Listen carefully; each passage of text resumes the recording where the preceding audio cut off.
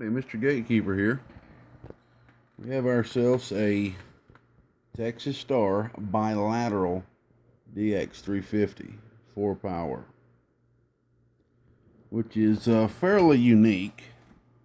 To be honest with you, I think someone added this front to here because the bilateral DX350s are actually 3-pill amplifiers. A lot of people don't know that Texas Star actually made a 3-transistor amp, but they did. But there again, I could be wrong. There's a lot of stuff that isn't documented with Texas Star in the beginning. This is their first Toshiba amplifier. They could have made some 4-power DX350s like this as you're seeing it, the way you see it. I'm not 100% putting that in writing.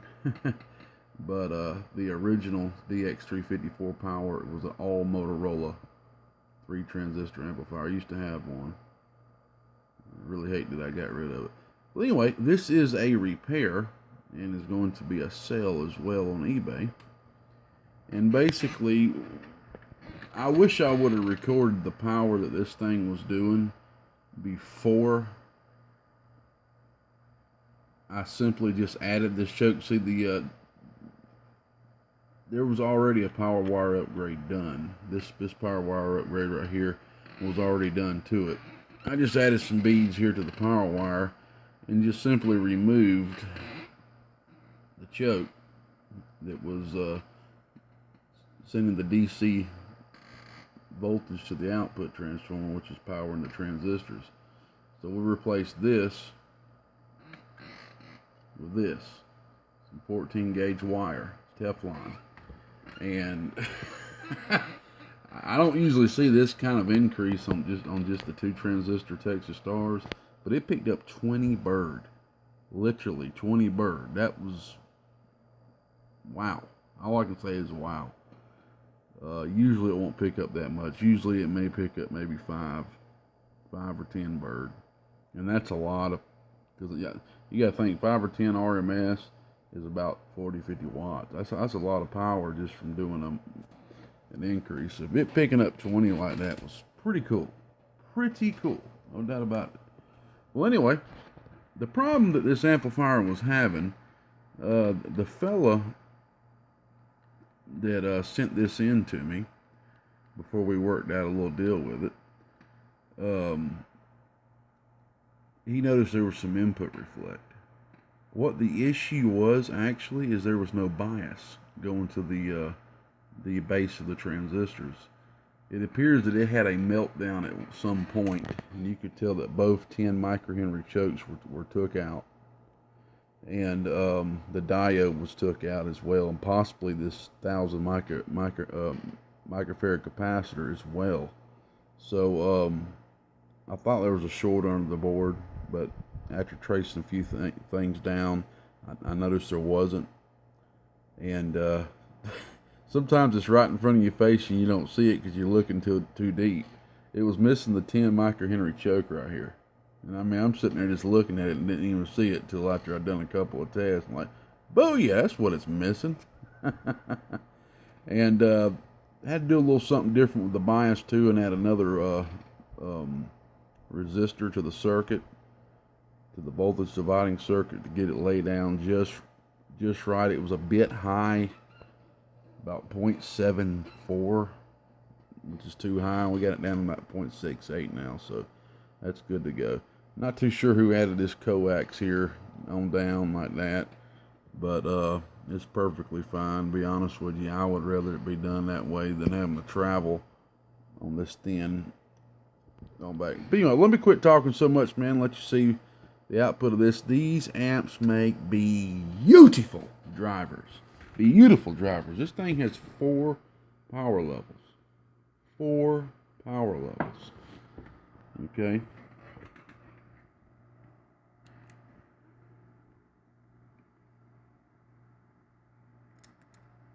That's low. Both buttons ends low. Okay. Medium, high. Medium, high. All right. So there again, one more time. Here's your first power level. Number 1, low. Number 2, medium, high. Number 3, medium. Number 4, high. My pinky was delayed there. 4 different power levels. Beautiful. And by the way, Mr. Bird Dog, I thought I was going to have to get in here and retune the input, but once I fixed the bias, fixed the problem, man. The input reflect, well, basically it had an input reflect when you were keyed, and when you audioed, it would drop down. That was the issue, the bias. Once the bias got corrected, or once there's bias voltage sent back to it, it was in Class C mode at that point.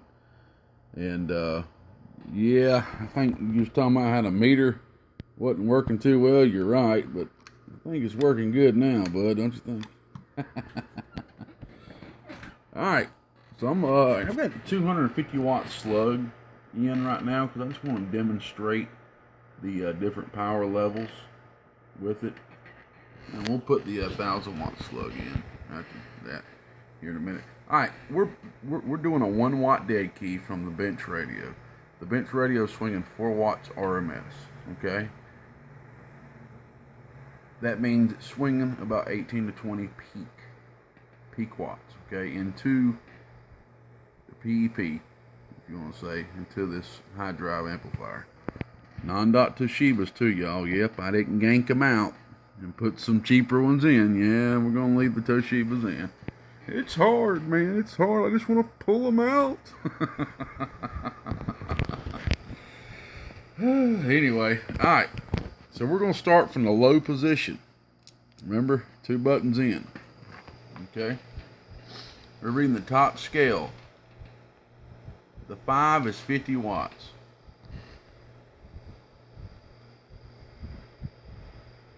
10 is 100 watts. In between 5 and 0 is 25 watts. Okay? We are in RMS mode. Alright, here's what we got on the dead key. A 1 watt dead key turns into this. Maybe 5-10 watts. 5 to 8 watts probably. Alright. Here's your swing on RMS. Oh dear. So right there about 30-35 watt swing. Oh dear. See, that's what's so cool about these Texas Stars with them being biased. See, if this was a Class C box and you had this much attenuation on the input, you would have no dead key right now. You would key and have no dead key. But since you have a bias on the base of the transistors and the gain factors turned up on them because of that, it's going to be basically amplifying a lot better because of the angle of conduction that's set. So that's why you have a dead key with it on low with a 1 watt dead key going into it. 1 watt dead key, even through all of this attenuation that it's going through, the voltage dividing circuit is going through, you still have a dead key. And that's really cool. That's one thing I really like about Texas Stars. That's what makes them awesome drivers. Because without that, you hardly wouldn't be able to use this on low, or you would have to go over there and turn your dead key up on your radio, you know, which is fine too, but it just makes things a lot easier being biased like this. They're beautiful drivers. I'll say that one more time. That'll be it. Alright, so we're going to flip back and forth from peak, so we won't have to go back and forth again with all the levels. So it was about 35 watts RMS. Here's your swing. Oh, about 150 watts. That's on low. Before we did all the bias and everything, it was like 80 watts before I fixed the bias issue. Alright, back to RMS. Alright, now we're going to go to from low to medium high. Well, excuse me, I think I said that wrong in the beginning. It should go low from medium to medium high to high. I'm sorry about that, I messed that up. Alright, from low to medium. Alright, here's medium. As you can see, we got a little bit higher of a dead key now, about 10 to 12 watt dead key. Here's your swing. Oh, so now we got about a 50, 55 watt swing. Okay, here's your peak. Oh, already about 225, 230 watts peak. We're gonna be off the scale after this, but I just want to show the RMS. All right, low to medium. Now we're gonna go to medium high, which is the orange button in. We're on RMS. Here's your dead key. So now we got about a 45 watt dead key. Oh. So now we're pretty much about 80 watts RMS. Okay, and of course the peak will be off the scale. Oh yeah. All right. Now we're going to go ahead and put it on high. And we're just going to check it out on RMS. Then we need to do peak till we put the next 1,000 watt slug in. Alright, RMS, this is on high. Got about a 75 watt dead key, 80 watt dead key. Oh, that's what I'm talking about, where I got that, because I knew that before I did the power wire upgrade, it was doing just a tad bit over 100 watts RMS. See, we've got 125 watts RMS. It's amazing. 4 watts.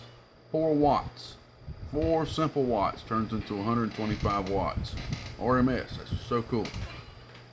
If you want to look at it on the other scale, you'd see 20 peak watts turns into whatever it's doing now. Peak watts. Okay, let me take the excuse me for a second. I have been taking these slugs out of my bird meter ever since I got it with one hand, because the spring hasn't been working in it, and I actually prefer my bird meters that way. When you buy them new, the way this spring is, you can't just reach over here and click it and pull it out. You have to kind of pull and then pull it up and pull it out. But this one and that one right there, the spring had not been working in them until like a couple of weeks ago, and this one. So now it's working properly. I have to get used to it. Alright, we're just going to leave it on high now and show you the peak. Alright, peak. Alright, here's your peak. Oh, so we're right there at the 350 watts. 350 watts is advertised. There you go. And that's what Texas Star tries to do. They call it a DX350 because they basically are attempting to put 4 watts into the radio to make 350 watts out. But they're talking about peak, PEP watts. That's what they're mainly talking about when they say that. So the way I look at it, it's a 4 watt radio, and it's doing 350 watts peak, and that is on 15.2 volts. Yeah, I got the volts up just a little bit more than I normally have them up. Here, let me turn the volts down to about 14.8 or 14.5. That'd be fine. We'll put it 14.5.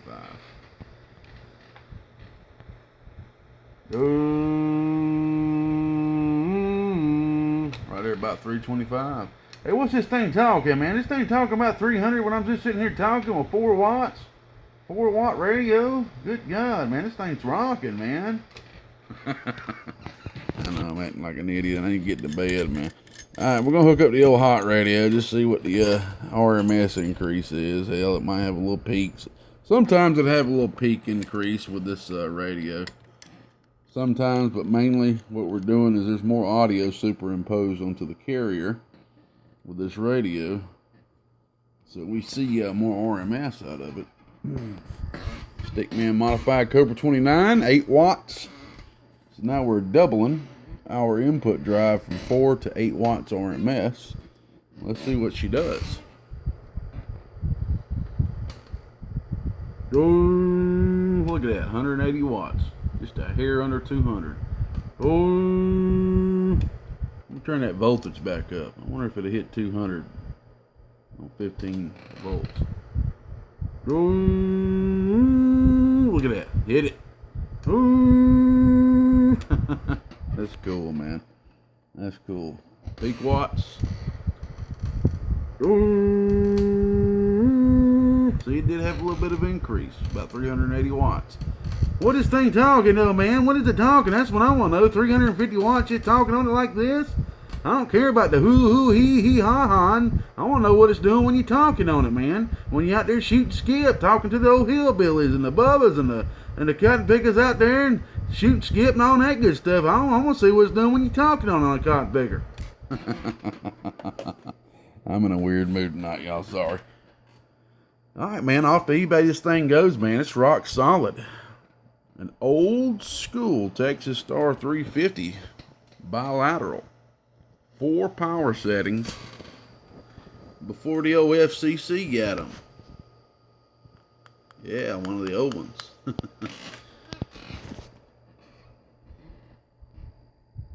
Y'all done seen the plug on it now. I can't jack the plug off of it, put it in my stash. I'm just kidding. We're going to leave the plug on there. 50 watt Anderson plug. Ooh, boy, this thing's been pulling some current, son.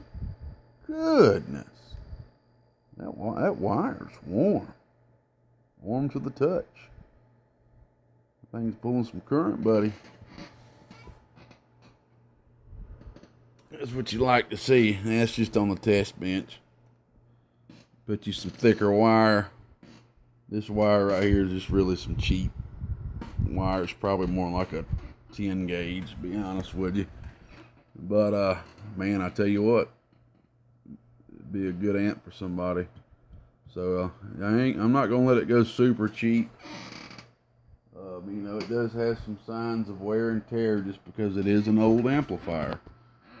But it is now fixed and ready to make somebody ready to go to a good home. So I think I might have to at least get a bill 50 for it, at least. Toshibas, man. Even if you drop $10 off of them, you know, it's $60 a piece. That's a bill 20. You know, $30 for the amp, the rest of the amp, power wire upgrade. That's, you know, about $20, $25 for the power wire upgrade. All right, let me get on out of here, y'all. 73s. Bye bye. Off to eBay it goes.